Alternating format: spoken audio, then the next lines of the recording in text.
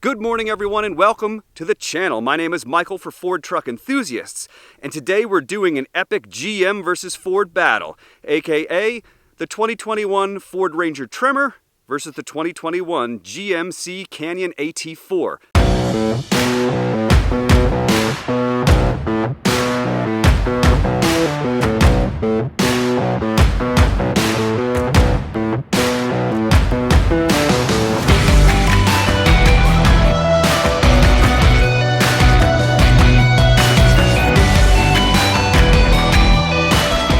Before we dive into the comparison, a quick disclaimer. I was not able to get both trucks on the same day at the same time, so what I've done is I've taken both trucks on different days to the same location. So let's dive into the comparison.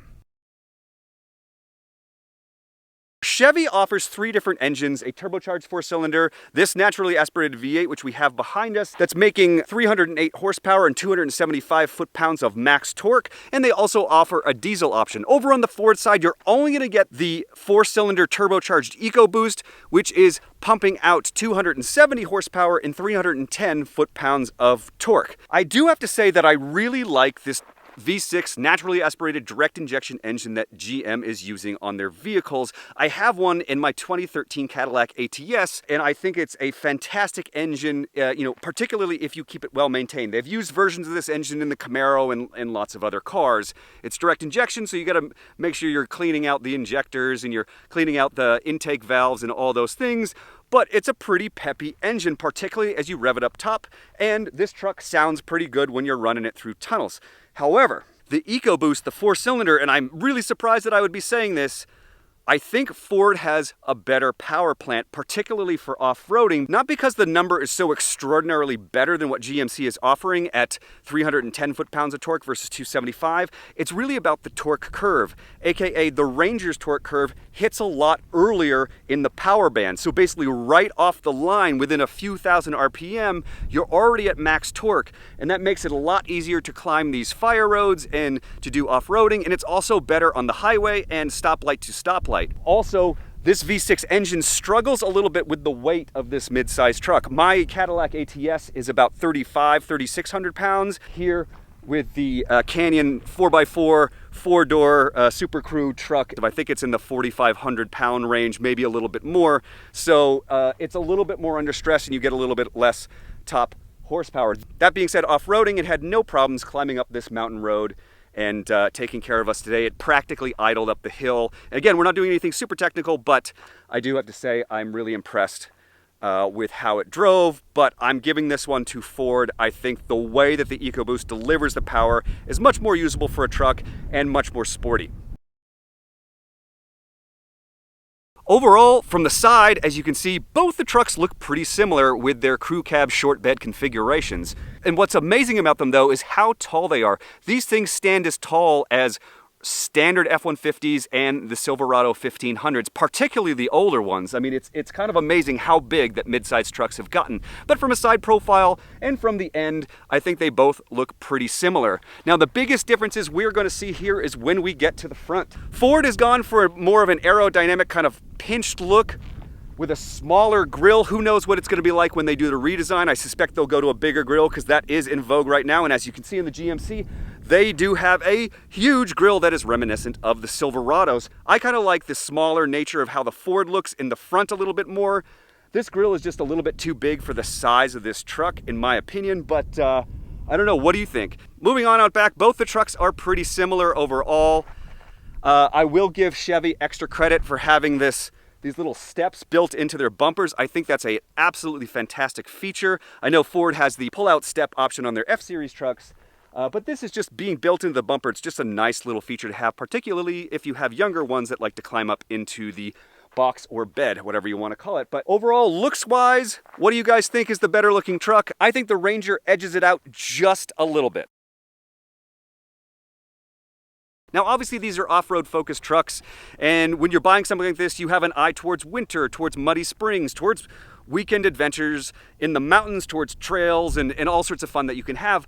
But I think a lot of people, even with when they get off-road trucks like this, they're going to spend a lot of time on the highway. So I think the comfort, noise, and all those things are really important. How easy is it to pass, et cetera, et cetera. So Overall, I think these vehicles are very similar while driving on the highway. Riding in the GMC today, you will note that the tires, being these Goodyear chunky off-road Wranglers, you're going to notice a little bit of tire noise, but it's nothing bad. The cabin inside the GMC is wonderfully quiet. It's similar over in the Ranger. There is some added tire noise compared to the street tires that are offered in other packages, but again, it's not that bad. Now, in terms of suspension, both the trucks have some pretty noticeable flaws, particularly when you're driving down broken up concrete, or if you're on somewhere that has some type of like even frost heaves. Both the Canyon and the Ranger kind of do this bouncing thing at higher speed, and the Ranger goes one step further and it kind of shimmies forward to backwards over and over again in addition to bouncing. So overall, both are not really that great if you're driving in places where the highways are not that well maintained. Hello, Los Angeles, fix your roads! Actually, wait, don't, because that'll just cause more traffic. Anyway, I digress. But that being said, on smooth surfaces, smooth roads, smooth highways, they're both perfectly fine. They both cruise at 70, 80 miles an hour, no problem. I do think, again, that the Ford is a little bit more punchy with its engine and its power. So it's basically a tie score. I think overall the GMC has slightly better ride quality, particularly in rough areas on the highway, but the Ford has a little bit more power. So we're calling that one a draw. The reason why you would want to buy one of these trucks. Again, I am not a super off-roading expert, so you probably want to check out, additional reviews for that sort of stuff. But overall, I have to say that both trucks are really nice driving in bumpy roads and these fire canyons. There's some challenges in that. It's a lot nicer driving these mid-size trucks than it is the full-size ones. In the roads that I was driving on today, you wouldn't want to take an F-150 or a Silverado, and God forbid you would actually want to take a 3/4 or full-ton truck with the various off-roading packages up on these types of trails. They're just too small and narrow kind of places, So overall, I think they're very good packages. I think we could split hairs here as to which one is actually better, Ford versus Chevy. I'm going to give it just a little edge to the Ford because coming up this trail today, we were bouncing a little bit more in the Chevy than I did in the Ford. And it was also making kind of a squeaking noise from somewhere underneath the truck. So very, very close, just a slight edge to the Ford. Here I'm going to put up the full sticker prices with all the options on the screen so that you can see the comparison between the GMC and the Ford. Both trucks start around $40,000. Then you add on these various luxury trims. The Tremor that I tested was a Lariat as a reminder. So both of these have the nice leather. They've got the infotainment, Apple CarPlay, Android Auto, which we'll talk about in just a minute, and all those kind of nice features. And then you add on about $3,000, $4,000, $5,000 worth of these off-road packages, which brings the total MSRP on this truck to just around $45,000, and I think it was around $47,000 for the Tremor. Now both are equipped with touchscreens and Apple CarPlay, Android Auto. Both have leather steering wheels and leather shift knobs and leather seats, or at least partly leather seats. The GMC here has this kind of like, I don't know if it's leather or vinyl material that's kind of wrapped around, a little sportier. Both got the logos for this off-road package brands, and overall they're both really nice. The modern features of the Apple CarPlay and all those stuff works really well. Satellite radio. The GMC has a Bose. Ford has the Bang & Olufsen. Comparing the two, they're very similar. The seating position is a little bit nicer in the Ford, but I like the steering wheel and the leather materials here in the GMC. So again, I think it's going to come down to personal preference, but I'm going to go ahead and give the edge to GM here on this one. I think the finishes and the materials are a little nicer. I think the seats, even though the seating position and the shifter position is kind of weird, I do like the seats a little bit more, and I think their infotainment system is a little bit snappier and smoother, and the screen is clearer than the one that's offered in the Sync 3 Ranger. Now, we're obviously in a couple years, we're going to get the new Ranger. That'll probably have Sync 4, and that'll kind of catch that up in that department. And also, I think this Bose system sounds better than the B&O system in the Ford. So relatively close again, but I think a significant edge on the interior for the GM. Okay, folks, there you have it. The 2021 Ford Ranger Tremor versus the 2021 GMC Canyon AT4.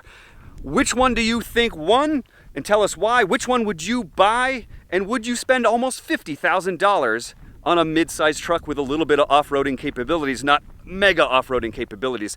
Overall, we liked both trucks. I don't think you can go wrong with each, but I think each one has a few different strengths. So In my book, I think they're pretty much tied, although I would probably go with the Ranger or wait until the Ranger gets its refresh. Regardless, thank you so much for watching. I hope you all are well and safe. Please click like, subscribe, share, do all those things. Links to our social, links to our forum, links to our sites, links to our articles in the description below. And we'll see you on the next one. Cheers!